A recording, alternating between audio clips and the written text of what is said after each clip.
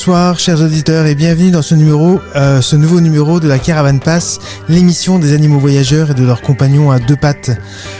Après avoir quitté son appartement ézérois pour une roulotte en 2018, Marjolaine finit par prendre la route, mais d'abord au volant de son fourgon. Pendant 2 ans, elle voyage ainsi avec sa fameuse mini-roulotte tractée par son camion. En 2020, Marjolaine décide de troquer son véhicule pour une ponette. Et c'est ainsi qu'elle sillonne depuis les petites routes de Rhône-Alpes. Atteinte d'un problème musculaire sur le haut du corps, elle voyage sans but précis, au gré des rencontres et des invitations, et des paysages aussi.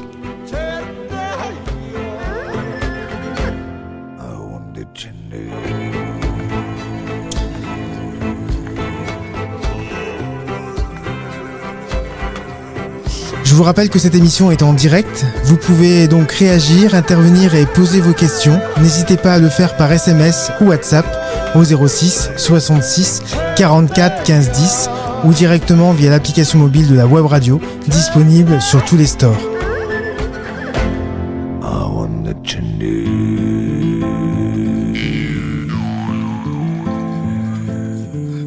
Bonsoir Marjolaine, bienvenue dans cette émission.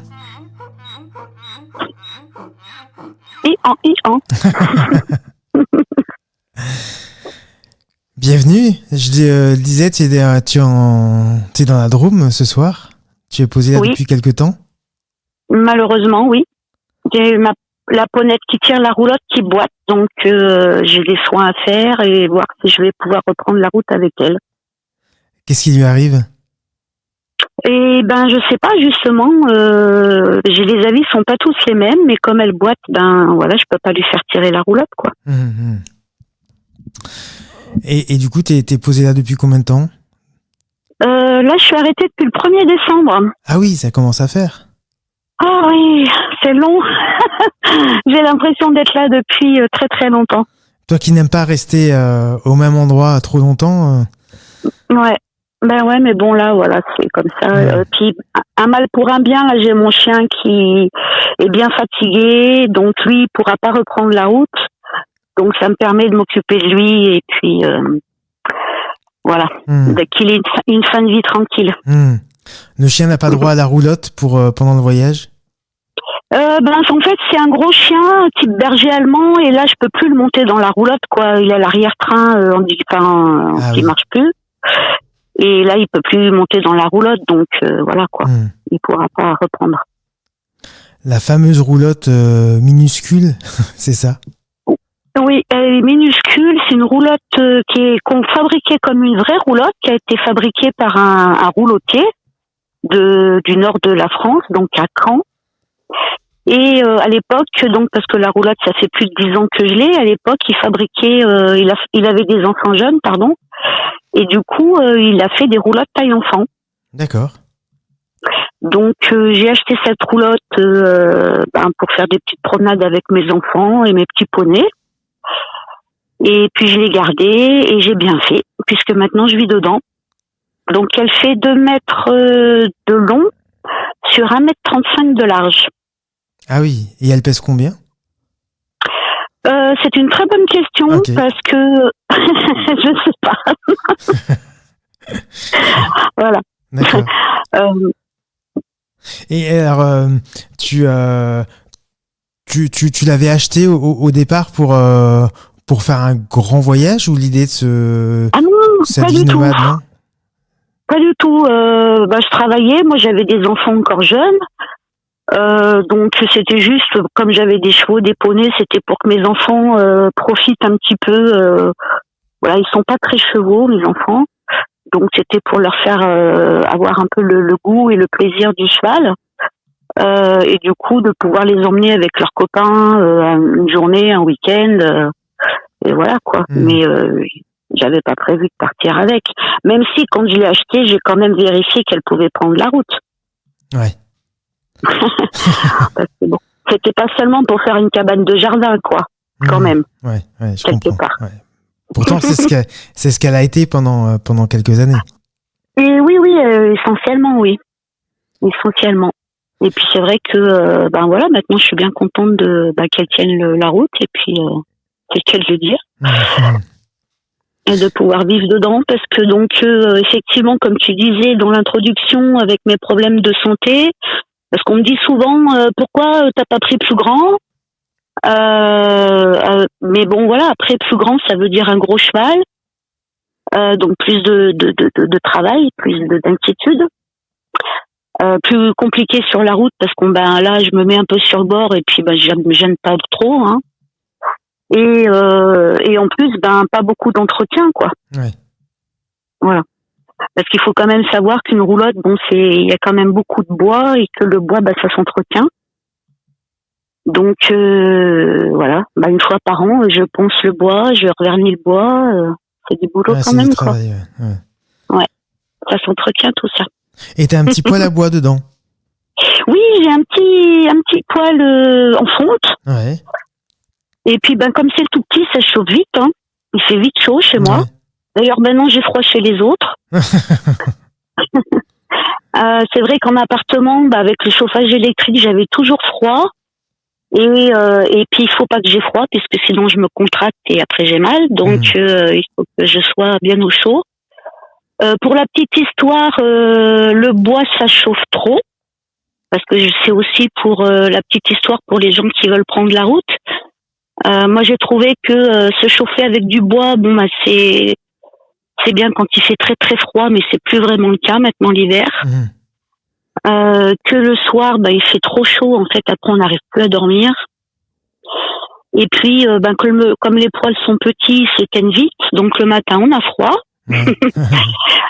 Et donc ils ont inventé des choses qui sont quand même très confortables, c'est les bûches de bois compressées et les granulés de bois. Et donc du coup, en fin de journée, j'arrête de mettre du bois, je mets soit une bûche compressée, soit des granulés de bois. D'accord. Ça tient toute la nuit. Et le matin, il n'y a plus qu'à mettre un petit coup de touille dans les braises, remettre un bout de bois et ça repart, quoi. C'est reparti. Voilà. D'accord. Et c'est vrai que c'est pas très cher. Effectivement, le bois il est gratuit quand on est sur la route, hein, donc il faut quand même le dire. On se chauffe gratuitement. Mais je pense qu'aux questions confort, c'est vrai que c'est quand même pas négligeable vu le prix. Il faut pas s'en priver, quoi. Ouais. Voilà. Je cherche le confort, moi maintenant. Il faut dire aussi que j'ai 55 ans et que on a besoin quand même un peu de confort. Ouais. Je comprends. Voilà. Et alors, en parlant de confort, tu as fui quand même ce confort. T'avais une maison, puis un appartement. Tu as préféré, tu as préféré vivre en roulotte plutôt que d'avoir ce confort de vie. Eh bien, je sais pas. Franchement, on parle de confort, c'est comme quand on me parle de courage, parce que souvent on me dit que je suis courageuse. Le confort en appartement, il est très aléatoire. Parce que d'abord financièrement, moi j'ai une pension d'invalidité parce que je peux pas travailler. En appartement, à la fin du mois, je m'en sors pas. Donc c'est pas confortable. D'accord. Parce qu'en fait, il faut faire attention à tout. Comme je disais tout à l'heure, j'avais froid tout le temps parce que il faut chauffer beaucoup. Le chauffage électrique, c'est pas terrible. Et du coup, pour moi, c'est plus confortable de vivre dans ma roulotte financièrement parce que j'ai aucune dépense. Je paye pas d'eau, je paye pas d'électricité, je paye pas de loyer, je paye même pas l'herbe pour mes chevaux. Donc du coup, c'est quand même un sacré confort. Après, c'est vrai que plus jeune, j'ai fait de la randonnée à cheval, la randonnée type western avec les selles western où on partait une semaine, un mois. Et aujourd'hui, je dis souvent que la roulotte, c'est un peu de la randonnée de retraité, quoi. Ouais, d'accord. Parce qu'on n'est pas à cheval toute la journée, on avance doucement. Parce que les chevaux, ça avance vite quand même. Quand on est à cheval, on en fait des bornes. On peut se mettre au chaud, on peut se mettre au sec. On a tout le confort qu'on a besoin. Oui, mais c'est quand même du stress sur la route avec les voitures. Et puis, il faut que ça quand même, il faut s'occuper quand même de de son ou ces animaux, construire un parc quand on se pose, allumer le feu, trouver à manger, pas nécessairement à côté de là où on a posé sa roulotte. C'est pas simple quand même la vie de nomade. Bah écoute, c'est pas plus compliqué que la vie de sédentaire. D'accord. Franchement. Okay. Voilà, moi je pense que c'est une question d'organisation. Parce qu'en fait, quand on fait ça tous les jours, moi tous les jours je démonte le parc, tous les jours je remonte le parc. Maintenant j'arrive quelque part, voilà, je sais où je vais passer mon parc, je sais où je vais mettre les chevaux, je sais où je vais mettre la roulotte. Voilà, ça devient un truc instinctif un peu, quoi. En sachant que je dis tous les jours, mais je bouge pas tous les jours non plus. Y a des fois où je peux pas rester, je peux rester qu'une nuit, je bouge, et puis si je peux rester 2-3 nuits ou une semaine, je reste 2-3 nuits ou une semaine. Mais après, voilà, ça devient un quotidien. Quand je choisis mon itinéraire, parce que il faut quand même regarder l'itinéraire par rapport aux routes, ouais. Parce qu'il y a des routes qui sont interdites pour les roulottes.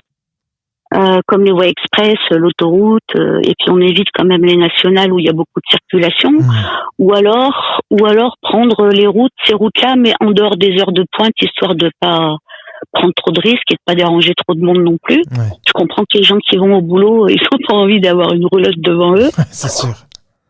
Voilà. Donc en regardant l'itinéraire, de toute façon, moi je cherche de l'eau et de l'herbe. D'accord. Parce que les chevaux, ils ont besoin d'eau et d'air, pas forcément d'eau potable. Et en fonction de ça, après, une fois que j'arrive, c'est vite fait, en fait. Voilà, c'est vrai qu'au début, voilà, Après, moi, j'ai toujours eu des chevaux, donc j'ai eu l'habitude depuis longtemps de faire des parcs, de déplacer les chevaux, voilà. C'est pas non plus quelque chose qui s'invente, On part pas du jour au lendemain en se disant, allez, je prends mon cheval, je prends ma roulotte et je taille la route, quoi. Et puis même moi qui connais bien les chevaux, je suis pas partie non plus comme ça se prépare, quoi. Alors justement, parle-nous de cette préparation. Et surtout, d'abord, peut-être commencer depuis le début. Comment est née ton histoire avec les chevaux? Comment, depuis combien de temps tu as des équidés dans ta vie? Alors, en fait, ça a commencé au moment du divorce de mes parents. J'avais 9 ans. Ma maman m'emmenait au Poney Club à côté de chez moi. Et à l'époque, on pouvait y passer la journée. C'était pas un problème. Quand il y avait des stages, on pouvait y passer la semaine. On pouvait même dormir dans les bottes de paille. C'était pas un problème à l'époque. Maintenant, on a plus. J'ai passé donc beaucoup de temps au Poney Club. Et puis en grandissant, j'ai toujours fait du cheval par-ci par-là. J'ai même fait du horseball. D'accord. Un sport à cheval avec un ballon. J'ai fait de l'animation, donc j'ai passé le BAFA spécialisation équitation. Oui. Donc je m'occupais des enfants et des chevaux dans les colonies de vacances. Ça c'est pareil, à l'époque, les chevaux ils venaient à la colo et puis on les avait sur place, donc il y avait une personne qui s'occupait des chevaux et les enfants venaient aux chevaux qui étaient sur place. Maintenant ça se fait plus, ça. Voilà. Mais à l'époque on avait une personne spécialisée des chevaux et puis qui s'occupait de tout ça. C'est là que j'ai découvert les roulottes, puisque j'ai fait de l'animation dans un centre de vacances pour les ados en roulotte. D'accord. Et j'avais jamais fait de roulotte avant, mais bon voilà, ça s'est fait comme ça. J'ai appris sur le tas. Bon, voilà, je connaissais déjà bien les chevaux. Voilà. Après, ça, c'est quelque chose en fait. Un jour, j'ai découvert que, en fait, je vais essayer de raconter rapidement. C'était une journée, je rentrais du boulot, j'étais épuisée, j'avais mes 2 enfants à la maison parce que je suis séparée du père des enfants. J'avais mes 2 enfants à la maison, il faisait nuit, il y avait un orage terrible, il faisait froid, et j'avais acheté une ponette à l'époque. Ça faisait pas une semaine qu'elle était ici, que je l'avais, quoi. Et elle était toute seule dans un parc, donc je me suis dit bon, je vais pas la laisser toute seule, sinon elle risque d'avoir peur. Je vais la chercher. Et donc je vais la chercher et en fait je pars à pied, je laisse les enfants et je ramène la ponette et en fait il y avait mais vraiment le truc apocalyptique quoi, où il y avait des gros éclairs, des trompes d'eau, on était trempés toutes les deux et en fait on était bras dessus bras dessous et en fait on était juste bien quoi. Et je me suis dit mais voilà, je suis crevée, le temps est dégueulasse, je me faisais du souci pour mes enfants qui étaient à la maison, mais je me sentais juste à ma place. D'accord. Voilà. Et c'est là où j'ai découvert, donc, sur le tard, que ma place, c'était juste, avec les chevaux, quoi. Et en fait, c'est quelque chose qui me ressource et, qui me convient, qui me parle, qui me calme, voilà. Et les chevaux, j'ai toujours eu des chevaux, sinon, ou des poneys, quoi. Voilà. D'accord. D'où vient. Après, je peux plus être à cheval, donc, voilà. Je suis derrière. À cause de ton handicap, ta maladie. Voilà. C'est ça. Et alors, tu n'es pas parti avec ta ponette, tu en as acheté une avant de partir? C'est ça. Et donc, j'ai acheté une ponette donc en juin 2020, juste après le Covid. Ouais. Le début du Covid. Et c'est parti donc début décembre 2020, puisqu'il a fallu quand même 6 mois à peu près pour que elle s'habitue à la roulotte, qu'on s'habitue l'une à l'autre, qu'on fasse connaissance, parce que ça c'est pareil. Il faut vraiment avoir un lien et une confiance mutuelle en fait quand on est sur la route, qu'on sache comment l'autre va réagir et puis faire des tests un petit peu quand même avant de partir quoi. D'accord. Tout ce qui est quotidien, en fait, moi, dans la roulotte ou avec les poneys, tout ça, j'avais déjà vécu ça avant de l'avoir. D'accord. Mais il fallait qu'on crée le lien toutes les deux. Et donc, il nous a bien fallu 6 mois. Voilà. Et puis, quand on a été prête, il y a beaucoup de gens qui m'ont dit, mais enfin, à partir au mois de décembre. Quelle drôle d'idée. Quelle drôle d'idée. Je dis, ouais, mais on était prête, on est parti, quoi. Voilà. Et en fait, la surprise, c'est que j'ai acheté une ponette qui était pleine et je le savais pas. Donc ma première halte a été en fait au mois de mars-avril 2021, puisqu'elle a eu un poulain. D'accord. Une pouliche. Et donc je me retrouve avec 2 poneys, donc la maman et la fille. La pouliche va avoir 2 ans au mois d'avril, donc on s'est arrêté 2 mois pour qu'elle apprenne un petit peu à vivre, et elle a repris la route avec nous, elle avait 2 mois. D'accord. Donc je suis sur la route avec ma ponette et sa fille depuis les 2 mois. Donc en plus j'avais un petit poulain. Alors c'était super sympa parce que en fait on a rarement l'occasion de rencontrer des poulains en fait. Souvent les poulains on les laisse dans un parc avec leur maman puis on s'en occupe pas ou très peu jusqu'à leurs 2 ans quoi. Donc la population en général n'a jamais l'occasion de toucher, de caresser, de rencontrer un poulain, quoi. J'ai attiré beaucoup de monde. Ah oui. Et oui, parce que du coup, ça faisait un peu petite peluche, quoi. Hein. Petit poulain plein de poils, là. J'imagine. Mais du coup, tu pouvais l'attacher ? En fait, elle était attachée à sa maman au début. D'accord. Et puis après, je l'ai attachée au brancard. Donc le brancard, c'est ce qui tient en fait la roulotte au poney, quoi, qui tire la roulotte. Et donc elle était attachée de sa maman. Elle suivait sa maman. D'accord. Elle est super adorable. Chouette. Et du coup, voilà, j'ai non seulement la vie sur la route avec la ponette et tout ça, mais en plus, je vois grandir le poulain. C'est vachement chouette. Ouais. Je crois que je suis un peu sortie du sujet là. Non, je sais même plus d'où on est parti. Ça va. Ne t'inquiète pas. Donc du coup, je suis partie quand on était prête, quoi. Et puis en fait, en même temps, j'ai vécu donc 1 an dans le Vercors. Au tout début, quand j'ai quitté l'appartement. Et dans le Vercors, en fait, c'était à Presles. En fait, c'est un plateau montagnard, on va dire. C'est au-dessus de Pont-en-Royans, pour ceux qui connaissent, dans l'Isère. Et là-bas, les intempéries sont vraiment monstrueuses. Quand il y a de la neige, il y a beaucoup de neige. Quand il y a du vent, il y a beaucoup de vent. J'étais chez des amis, quand la météo prévoit du vent, ils attachent les meubles dehors. Hein. Ah oui, la vache. Ouais. Et du coup, bon, eux, ils faisaient à manger, donc ils faisaient les repas pour des crèches tous les jours, donc ils me faisaient mes repas tous les jours. Et le deal, c'était que voilà, si j'arrivais pas à vivre dans ma roulotte, je pouvais aller chez eux l'hiver, etc. Et en fait, j'ai passé 1 an complet là-bas dans ma roulotte avec des stalactites aux fenêtres. Et en fait, je me suis dit voilà, j'ai vécu 1 an ici, je peux vivre n'importe où maintenant, quoi.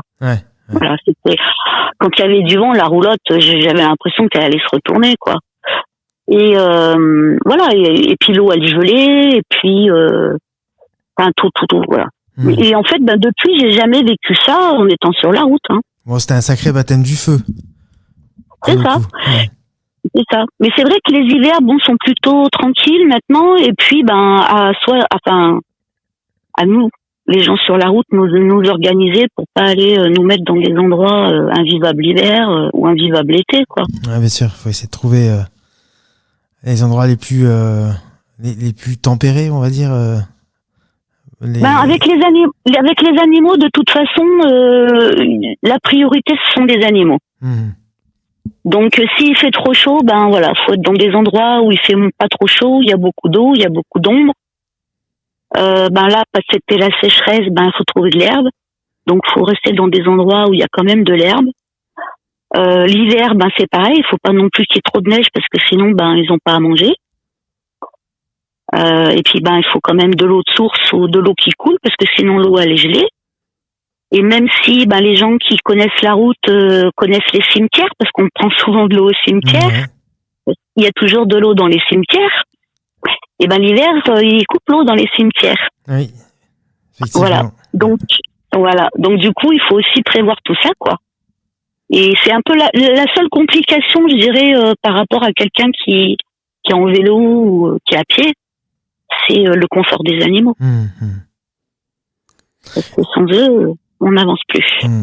Et tu trouves facilement des terrains pour te poser une soirée ou plus? Oui. En fait, déjà, moi, je me pose là où je trouve de l'eau et de l'herbe. Si je rencontre des gens qui se promènent ou s'il y a des maisons à côté, je vais demander s'ils connaissent qui est le propriétaire. Je prévois jamais à l'avance, jamais. On sait jamais ce qui peut arriver. Donc, puis après, il y a une espèce de stress parce qu'on dit on a dit qu'on arrivait tel jour. Ça m'est arrivé 2-3 fois et en fait, c'est vraiment pas possible parce que on peut jamais prévoir la chaleur, le dénivelé, si le cheval il est fatigué, etc. Et après, ça nous met un stress parce qu'on s'est engagé dans quelque chose, donc je le fais plus. Mais après voilà, puis après souvent les propriétaires, si je trouve pas, c'est eux qui viennent me voir parce que le bouche à oreille va vite. Et puis des fois c'est des communes et puis en général voilà, c'est la roulotte, elle est toute petite, les poneys sont tout mignons. Puis moi on m'a dit que j'avais une bonne tête, donc ça passe quoi. Tout va bien. En tout cas, j'ai regardé tes photos sur ton compte Facebook.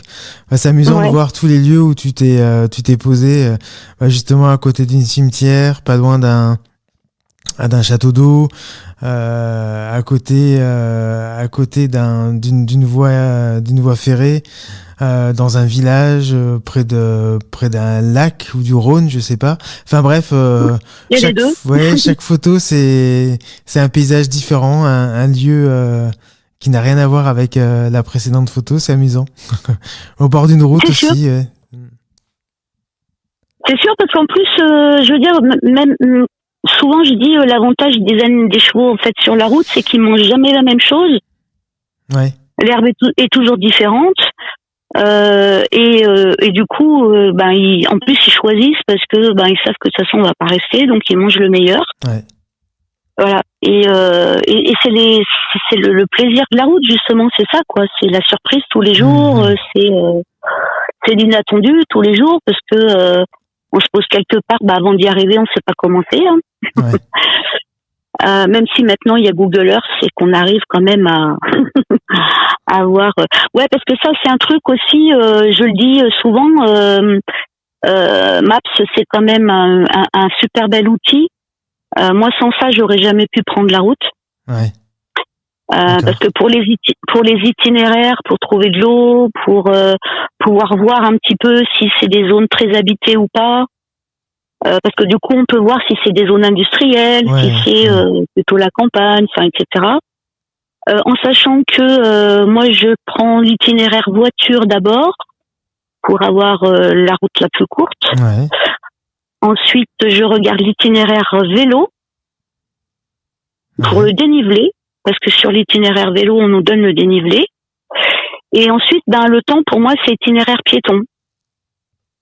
D'accord. Donc, avec les 3 itinéraires, j'arrive à peu près à gérer mon itinéraire, justement, là où je vais aller, ce que je vais y trouver. Et en général, ça se passe très bien. Ouais, t'as pas de mauvaise surprise. En même temps, t'as pas un camion de 5 tonnes à manœuvrer dans les villages parce que le GPS s'est trompé d'itinéraire ou a amené le chauffeur. Ouais, oui, mais enfin, ça m'est quand même arrivé une fois. J'étais sur la digue sur le bord du Rhône. Et en fait, il y a beaucoup d'endroits où ils mettent des barrières maintenant. Ah oui. Et là, ils avaient pas mis de barrières. Donc moi, je prends la digue sur le bord du Rhône, je regardais les péniches et tout, c'est vachement sympa. Et en fait, ils avaient mis une barrière à la Et il a fallu faire demi-tour, sauf que c'était la largeur d'un chemin, quoi. Ah oui. Donc la ponette, elle a fait demi-tour, elle avait limite les pieds dans le vide. Hein. Là, je me suis fait un peu avoir. Ouais. Maintenant, je me ferai plus avoir. Bon, ça sert de leçon. Ouais. Voilà. Et on a des leçons comme ça, pas tous les jours, mais presque. Hein. Voilà, par exemple, les roulottes, on les met pas au milieu d'un champ parce que s'il se met à pleuvoir, on n'est pas sûr de ressortir, ah, quoi. Oui, bien vu. Voilà, donc on reste vers la sortie, on reste dans le sens du départ. Ouais. Parce qu'en plus, les chevaux au démarrage, ils sont toujours pressés de partir parce qu'en plus, c'est le démarrage qui est le plus difficile pour eux. Après, une fois que la roulotte, elle roule, ça roule tout seul, quoi. Mais pour eux, le démarrage, c'est le plus compliqué. Donc, il faut se mettre dans le bon sens, pas leur faire des manœuvres au moment de partir, surtout à froid. Tu fais le créneau avant. Voilà. C'est ça. Tu fais ta manœuvre en arrivant parce que le cheval, il est chaud, parce qu'il est dans l'effort, parce que, voilà, tu penses à comment tu vas repartir, quoi. Ouais. Voilà. Tu te mets pas en bas d'une descente pour taper la montée au départ, quoi. Voilà, c'est vraiment c'est des choses après que t'apprends sur la route et c'est un peu du bon sens aussi. Oui, mais c'est ce qu'on apprend avec l'expérience aussi. C'est vrai que moi j'aurais pas pensé mettre la roulotte ne pas mettre la roulotte au fond du terrain. Du champ. Oui. Du champ, c'est vrai que souvent, c'est vrai que souvent on se dit, je vais à un coin tranquille, je vais me mettre un peu éloigné, etc. C'est vrai que ça m'arrive, comme je dis, des fois de me cacher derrière un arbre parce que j'ai besoin de me reposer. Parce que, du coup, les gens, les enfants sont très attirés par les poneys parce qu'ils sont un petit peu à leur taille, quoi. Et les adultes sont très attirés par la roulotte. Ah oui. Donc, c'est drôle, ça. Donc, ouais. Et en fait, je me suis rendu compte que les enfants, en fait, ils savent pas ce que c'est qu'une roulotte. Donc, dans les livres, il y a même plus de roulotte.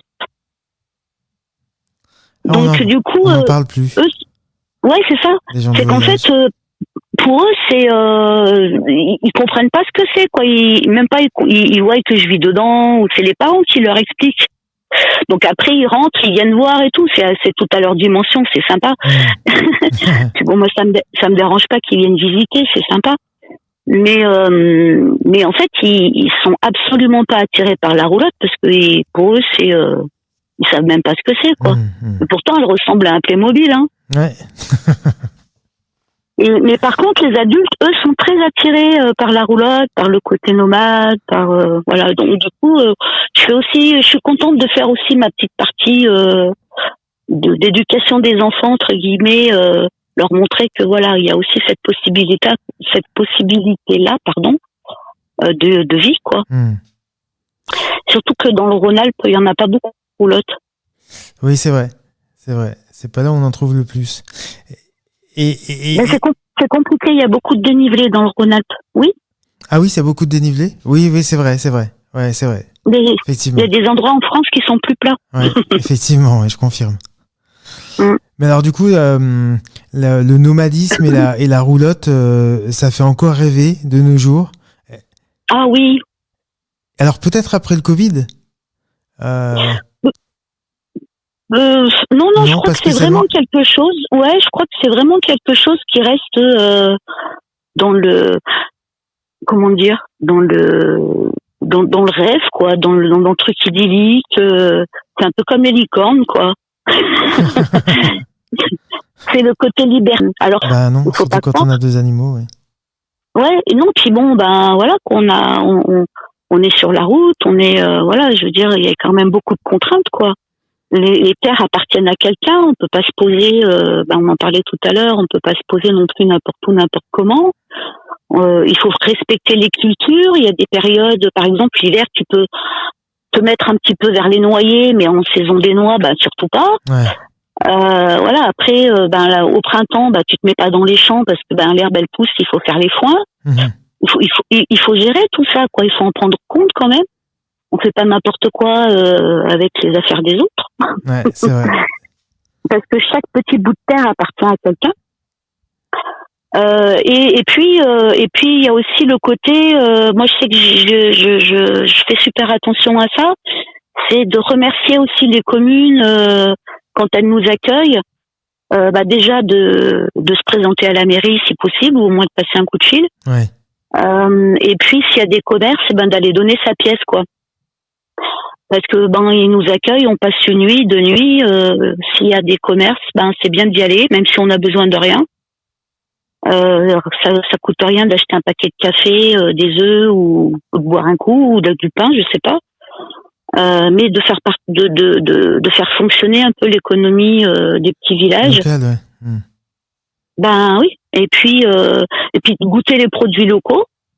Parce que en France, on a beaucoup de produits locaux, et encore, moi, j'ai fait que le Rhône-Alpes, hein. Donc, c'est l'occasion d'en profiter, puis de faire travailler les producteurs, quoi, qui sont sur place. Et voilà. Donc, c'est un effort aussi à faire, de remercier un petit peu, tous ces gens, quoi. Ouais, Voilà. c'est chouette de penser comme ça. C'est aussi eux qui me font vivre, quoi, qui me proposent le confort aussi, quoi. Et puis après, il y a les gens que je rencontre aussi qui peuvent m'inviter chez eux, dire ouais, tiens, nous on a un bout de jardin. Et puis, ils sont contents de passer une soirée avec moi, de me faire à manger, de me proposer une douche. Parce que forcément, vu le petit espace que j'ai pas de douche, j'ai pas de cuisine. En fait, j'ai un lit qui se déplie. Normalement, les lits dans les roulottes sont dans le sens de la largeur. Donc là, le lit, il est effectivement dans le sens de la largeur, mais du coup, 1m35, c'est un peu court. Ah oui, c'est un peu court. Voilà. Donc, avant de partir, j'ai fait faire une rallonge. Donc, j'ai un lit peigne. Je sais pas si tu vois ce que c'est un lit peigne. Non, du tout. C'est un lit, en fait, qui se chevauche. D'accord. T'as 2 parties de lit qui se chevauchent et après, tu les fais glisser. D'accord. Et ça te fait un grand lit. D'accord, ok, je donc, vois. Le lit, après, là, il fait toute la roulotte. Porte ouverte, parce qu'il faut quand même que je puisse sortir. Voilà. Et donc en fait, quand je suis arrêtée, je défais mon lit et puis quand je reprends la route, je replie mon lit, ça me fait un canapé avec un petit espace de vie. D'accord. Ah oui. Voilà. Astucieux. Donc, faut quand même pouvoir s'allonger. En sachant que l'été, souvent, je replie pas mon lit parce que je vis beaucoup dehors, quoi. Printemps, été, souvent, je roule même le lit défait, quoi, parce que je suis dehors. Voilà. Tout ça pour dire que, voilà, il n'y a pas de cuisine, il n'y a pas de douche, donc, voilà, ça reste un confort modéré. Il n'empêche que ça permet de rester concentré sur l'essentiel. Donc, voilà. Boire, manger, dormir, le confort des animaux. Et puis, oui. Et puis, à la fin de la journée, de se dire, j'ai bien rempli ma journée, en fin de compte, parce que c'est ça aussi, vivre en roulotte sur la route. C'est que, en fait, la journée, en fait, est occupée par des activités utiles. On fait rien d'inutile en fait vraiment quoi. C'est soit aller ramasser du bois l'hiver, soit aller chercher de l'eau l'été parce que forcément moi là cet été je leur donnais quand même 120 litres d'eau par jour. Ah oui. Donc souvent t'as pas accès à l'eau directement, les chevaux ils vont pas boire directement donc il faut que tu portes les seaux. Mais c'est ce que je disais. C'est ce que je disais tout à l'heure. On est toujours occupé en voyage. C'est pas très confort. En fait, on fait beaucoup de choses qui, dans la vie de tous les jours. Quand on a une maison, on ouvre le robinet, on appuie sur un bouton, alors que en roulotte ou en voyage, en itinérance, c'est quand même beaucoup plus sport. Oui, c'est bien, ça fait bouger son corps. Ah, je suis d'accord avec toi. et puis ça garde. On reste en bonne santé parce qu'on prend l'air, parce qu'on bouge. On n'est pas. Justement, tous ces petits trucs de confort fait que du coup, on se retrouve avec du temps inutile, ou qu'on sait pas comment combler, et qu'on comble avec des trucs idiots. Ouais. Le téléphone, par exemple. Genre le téléphone, en fait tous les abus en fait. Parce que il y a pas que le téléphone, il y a l'alcool, la bouffe, tous les abus, on mange trop, on boit trop, on se lave trop. Voilà, et en fait on n'économise plus rien parce que c'est trop facile quoi. Ouais. Alors que c'est vrai que quand tu vis sur la route en roulotte, déjà au niveau de l'alimentation, tu fais attention parce que ça pèse. Au niveau de la boisson, tu fais attention parce que ça pèse. Ouais, forcément. Voilà. Après, quand tu te laves, c'est tout un pataquès. Sauf quand on te propose une douche chez l'habitant. Et encore là, c'est pas toujours évident parce que t'es pas chez toi, voilà. Mais du coup, tu restes à l'essentiel, c'est-à-dire le nécessaire. Oui. Il y a plus d'abus quoi. Il me semble. Écoute, en tout cas, c'est une façon de voir la vie. En même temps, plutôt que de rester sur un téléphone dans la vie de tous les jours, même quand on a tout le confort, on peut faire plein d'autres choses. Oui, mais après. C'est juste que notre esprit est happé par la facilité. Oui, ou des choses qui peuvent paraître inutiles. Moi, je suis pas dans le jugement et chacun fait comme il veut et puis on se retrouve. Moi-même happé par ça et c'est vrai que on peut facilement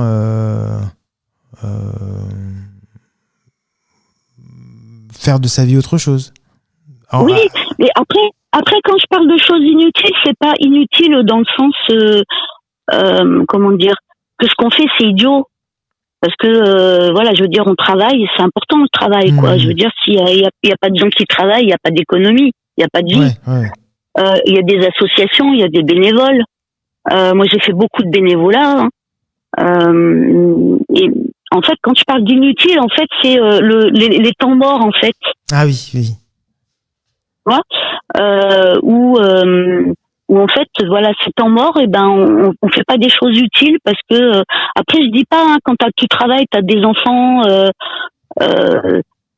vivre sur la route, c'est compliqué. C'est bien, voilà. Et c'est vrai que le travail plus les enfants, en appartement, c'est plus facile. On est d'accord. C'est pas la même richesse non plus. Tout à fait. Voilà. Tout à fait. Je suis pas dans le jugement non plus, hein. Non, mais je parlais plus de moi qui allait, je parlais plus de moi qui expliquait aussi ma façon de voir et je précisais que j'étais pas non plus dans le jugement pour avoir vécu une longue période sur les routes et aujourd'hui une vie de sédentaire, c'est différent et on peut se retrouver aussi sur la route avec happé par plein de choses inutiles. En tout cas, c'est mon point de vue. Marjolaine, Ouais. Alors après, oui, vas-y. oui. Non, c'est juste, je disais, c'est vrai que bon, moi, étant donné aussi ma santé, c'est vrai que du coup, je suis peut-être aussi plus concentrée sur l'essentiel parce que il faut d'abord que je fasse ça parce que physiquement, je suis pas sûre de pouvoir faire le reste. Ouais. Voilà, il y a peut-être aussi ça qui fait que j'ai l'impression que dans ma journée, je fais moins de choses inutiles parce que je peux plus me le permettre. Ouais, je comprends. Je comprends. T'allais dire quelque chose? Non, j'allais dire qu'on allait faire une petite pause musicale parce que le temps passe. Et on se retrouve juste après. À tout de suite. À tout de suite.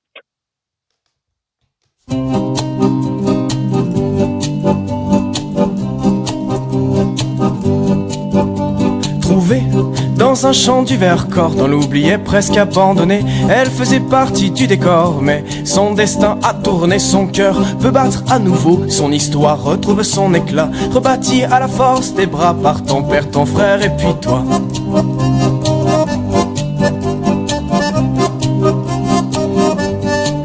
Sous la neige, elle est belle, au soleil, elle rayonne, confondue dans l'espace inaperçu, elle s'échappe et cachée sous les arbres, bien au chaud abrité, elle est forte et ça se voit, accueillante comme elle se doit.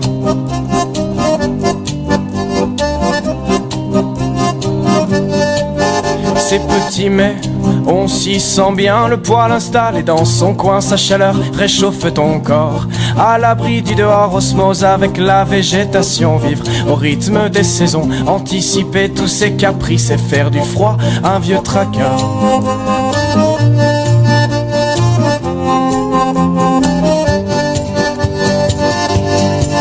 Sous la neige, elle est belle, au soleil, elle rayonne, confondue dans l'espace inaperçu, elle s'échappe et cachée sous les arbres, bien au chaud abrité, elle est forte et ça se voit, accueillante comme elle se doit.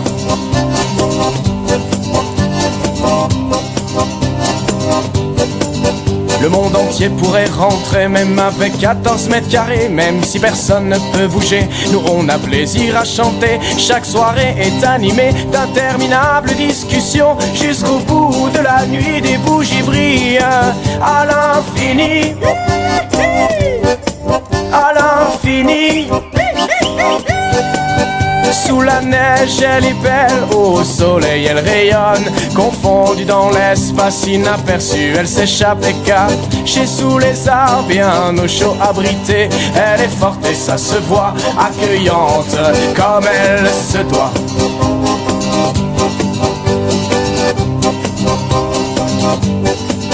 Et si on est toujours serré, on se sent bien, ça nous suffit. De quoi manger, de quoi dormir, de quoi recevoir des amis, se créer de nouveaux besoins. À quoi bon quand on est humain? Le plaisir d'accueillir du monde, c'est de l'or qui nous inonde, qui nous inonde. Sous la neige, elle est belle, au soleil, elle rayonne, confondue dans l'espace inaperçu, elle s'échappe et cachée sous les arbres, bien au chaud abrité, elle est forte et ça se voit, accueillante comme elle se doit. Et bonsoir, vous êtes toujours dans la Caravane Passe sur Allô la Planète. Nous sommes ce soir avec Marjolaine qui est posée avec sa roulotte et ses poneys dans la Drôme. Elle nous raconte son voyage en roulotte, sa vie de nomade, d'itinérance. On était là tout de suite en musique avec Théo Didier et sa chanson La Roulotte, un titre choisi par Marjolaine. Marjolaine, pourquoi cette chanson? Pourquoi cette chanson? D'abord parce que j'aime beaucoup Théo Didier. C'est un garçon que j'ai rencontré dans la Drôme, puisque c'est un auteur-compositeur drômois. Voilà, il est plein de vie, ses textes sont riches. Et puis voilà, c'est à l'époque quand il a écrit cette chanson, il vivait avec une fille qui a une sclérose en plaques maintenant et qui vivait dans une roulotte et qui maintenant fait du savon au lait d'ânesse dans la Drôme. D'accord. puisque physiquement, elle était monitrice d'équitation, elle faisait du spectacle équestre, etc., et qu'elle pouvait plus suite à sa maladie. Et c'est comme ça que j'ai rencontré Théo. Et bon, tout ça fait une ambiance qui me convient, qui me correspond. Et puis c'est la roulade, quoi. Ouais. Ça dit tout. Ça dit tout. Tu nous parlais tout à l'heure justement des endroits où tu te posais avec tes poneys. On n'a pas parlé des plantes toxiques. C'est il y en a. Tu fais attention quand tu te poses quelque part à vérifier s'il y a pas des plantes qui pourraient tuer ou rendre malade tes équidés? Eh bien, franchement, les animaux sur la route, ils gèrent leur alimentation. Ok. Voilà, je veux dire, même si je m'arrête dans un verger où il y a plein de pommes, ils vont manger des pommes, ils vont manger plein de pommes, mais ils vont jamais se rendre malades. D'accord. Voilà, donc ils vont y aller quand ils ont envie. Après, ils ont suffisamment de quoi manger pour ne pas manger des trucs toxiques.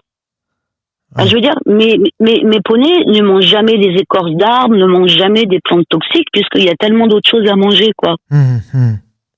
Voilà, les équidés, souvent, ils ont le même parc, souvent, ils mangent du foin, ils connaissent pas bien, en fait, la nature, comme nous, en appartement.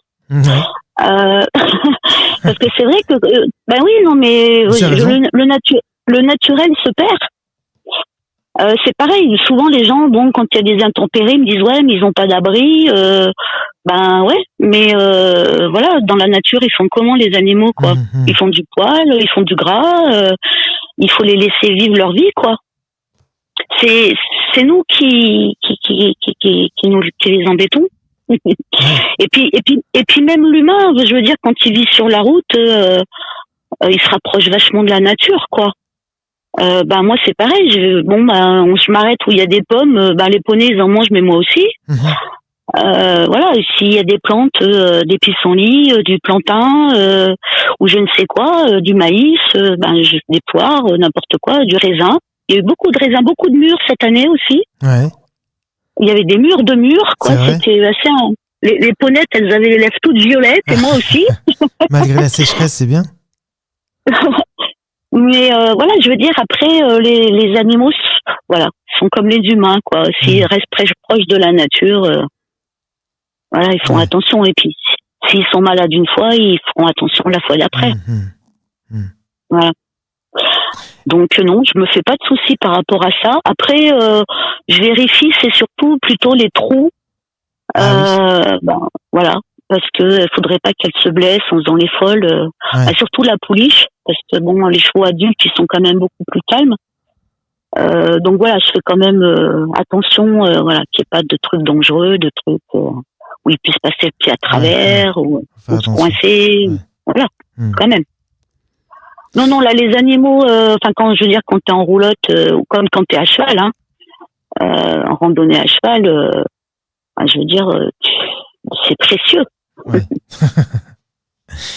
Et alors après ta période, de convalescence de ta ponette, tu sais dans quelle direction tu vas aller? Tu as une idée? Est-ce que tu vas rester en Rhône-Alpes? Est-ce que tu vas explorer d'autres territoires? Alors, franchement, là, ça fait un peu plus de 2 ans que je suis partie. J'ai un petit peu fait le tour du Rhône-Alpes. Des endroits qui sont vivables pour nous, qui sont accessibles aussi, parce que par exemple, l'Ardèche, c'est sympa, mais c'est difficilement accessible en roulotte. Ouais. Il y a quand même beaucoup de dénivelé. Moi, je suis allée à Saint-Cyr, Vernosque. Là, on est tombé en panne. On était à Guilleur-en-Grangin. D'accord. Parce que de Vernosque, en fait, j'avais regardé les itinéraires avec la personne qui m'a accueilli là-bas et qui m'a d'ailleurs accompagnée au Safari Pauvre. Il y avait longtemps que j'étais pas allée. Et une petite parenthèse, parce que c'est vrai que c'est impasse Safari. Et en fait, je suis redescendue côté Rhône parce que c'est trop compliqué, il n'y a pas d'eau. Et puis beaucoup de dénivelé quoi dans les hauteurs de l'Ardèche là. Oui, c'est vrai. Donc voilà, c'est vrai qu'en roulotte c'est pas facile. Et pourquoi je disais ça? Et j'ai perdu le fil de mes idées. Par rapport oui. à quitter le voilà, Rhône-Alpes. à quitter le Rhône-Alpes. Ouais. Voilà, parce que pareil, je suis allée en Savoie, c'est pareil quoi. Après t'as vite les montagnes, hein, donc dans l'Ain, c'est pareil. Il y a un moment où tu te dis je vais où?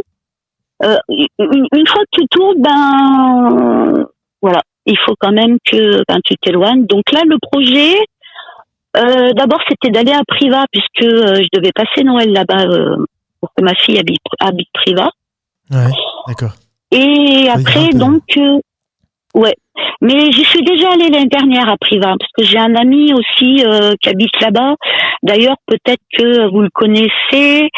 C'est Guy Raymond qui fait la série Viking ardéchoise. Ah oui, tout à fait.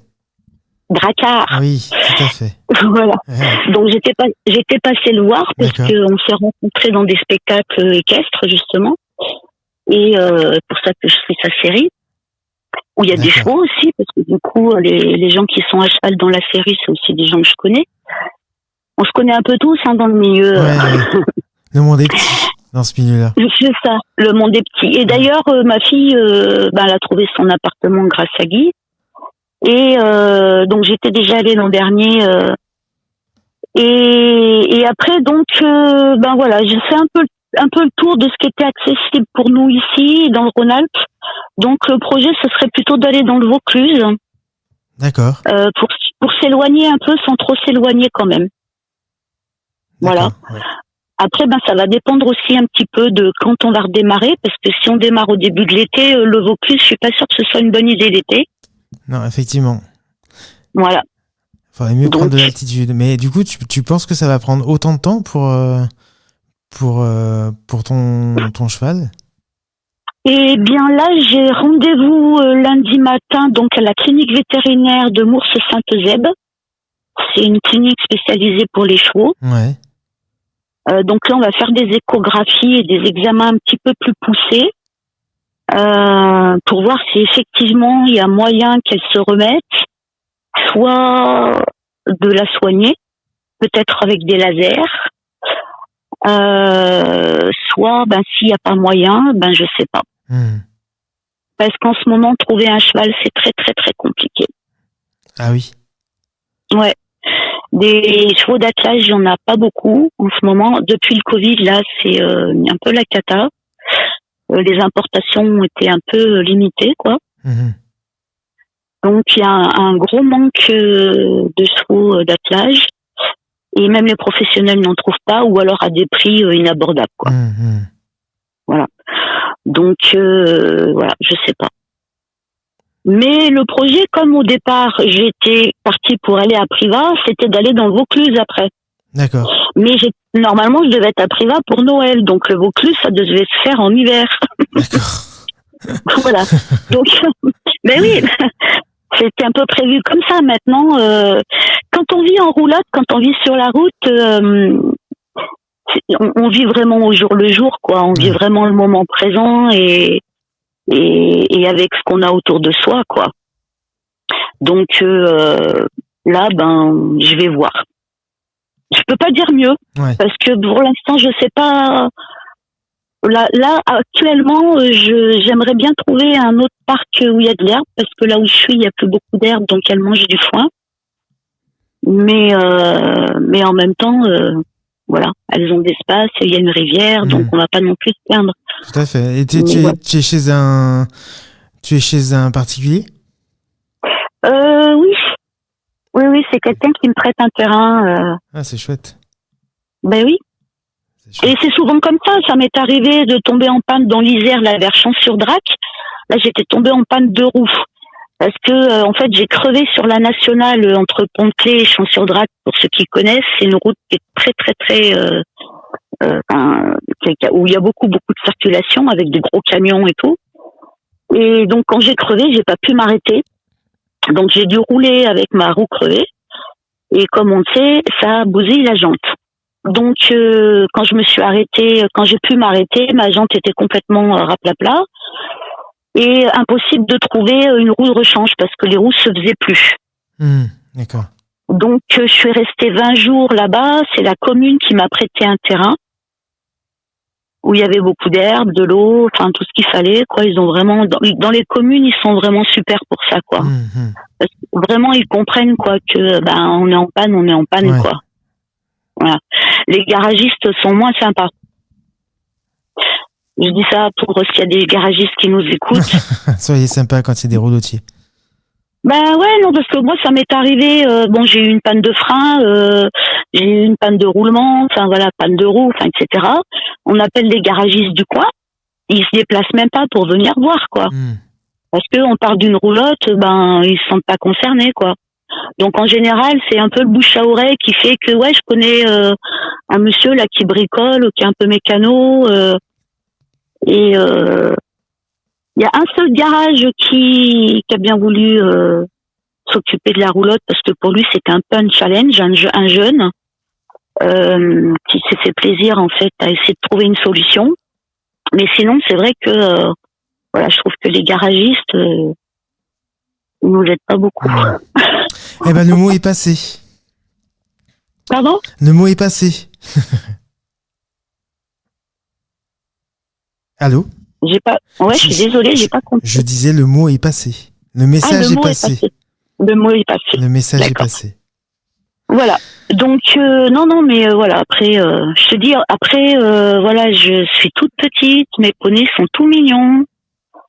Enfin, je suis toute petite. La roulotte est toute petite. Ça fait vraiment Playmobil, quoi. Jouer. Donc après, je sais pas. Il faudrait voir. Les gens qui sont à pied sont toujours bien accueillis avec des ânes, avec des chevaux. Enfin, moi, quand je faisais de la randonnée à cheval, on a toujours été bien accueillis. Et pourtant, des fois, on était une vingtaine. Je sais pas, je pense qu'il y a vraiment ce côté un peu, nature, animal. Souvent, on me dit aussi, oui, vous avez pas de problème sur la route parce que maintenant, avec tout ce qui se passe. Et en fait, je pense que le côté animal fait que les gens m'abordent pas de la même façon. J'arrive dans des endroits des fois où on me dit ouais ici ça craint parce que ça m'est arrivé de m'arrêter dans des cités parce que je suis en ville, dans des grandes villes, et en fait les jeunes ils viennent me voir avec leur musique, on discute, ils me posent des questions. Et en fait ils découvrent quoi le truc, et puis ils sont contents d'avoir les animaux, et puis ça se passe super bien, quoi. Et puis c'est sympa l'échange, tous les échanges sont sympas, quoi.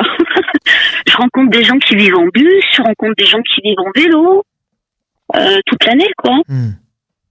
Et je veux dire, c'est tellement varié, quoi, que c'est. Je dirais que quand j'étais en appartement, j'avais un peu perdu foi en la nature humaine, quelque part. Ouais, et tu l'as retrouvé en voyage. Boulot, c'est ça. Entre le boulot, les voisins, les embrouilles, enfin là, c'est compliqué. Et en fait, quand on est sur la route, tous les gens qu'on rencontre sont sympas, et avec ça se passe bien, et c'est accueillant, on passe des bons moments. Alors après, ouais, certes, c'est éphémère, mais du coup, les gens sont pas dans le faux semblant, quoi. Ils sont nature, et voilà, la vie est belle. C'est chouette. Ouais, s'il y en a qui hésitent de prendre la route d'une façon ou d'une autre, n'hésitez plus. Allez-y. Oui, allez-y, quoi. Je veux dire, c'est le moment ou jamais. C'est ce qu'on dit dans chacune de nos émissions. Voilà.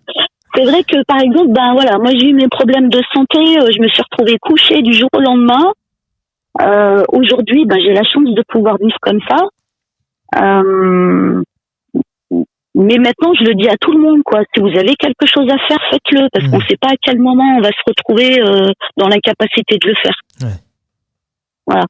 Donc, il faut vraiment pas hésiter, même si c'est 1 an, 2 ans, 3 ans, c'est toujours ça de prix, quoi. C'est une richesse.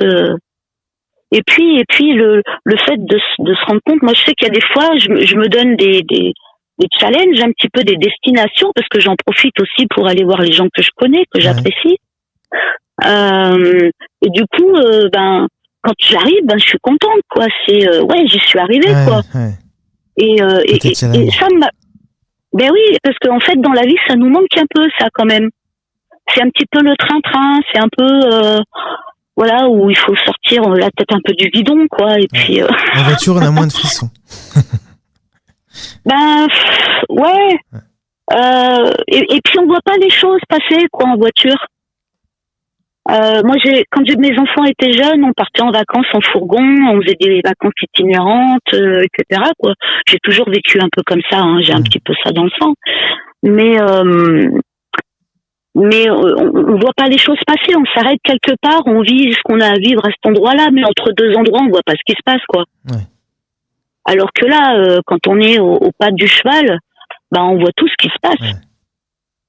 Et puis on s'arrête dans des endroits qu'on n'avait pas prévus, et puis on va dans des endroits qu'on n'avait pas prévus, parce que une fois ça m'est arrivé, il y a un article qui était passé sur le Dauphiné, je crois, non, l'Impartial, la personne avait mis mon numéro de téléphone sur l'article. Et du coup, il y avait un papy qui m'a téléphoné, mais qui était embêté. Il me dit, excusez-moi, j'ai pas pu m'en empêcher, mais moi, quand j'étais jeune, il y avait des roulotiers qui passaient. Maintenant, on n'en voit plus. Si vous venez par ici, venez me voir. J'y suis allée exprès, quoi. C'est-à-dire qu'on s'est demandé comme ça, c'est tellement gentil, quoi. Tout à fait, voilà, c'est ça. Et la vie sur la route, c'est un peu ça, quoi.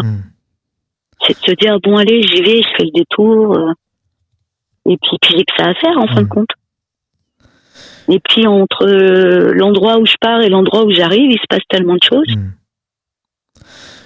Eh ben, merci, Marjolaine, pour ce partage de vie nomade.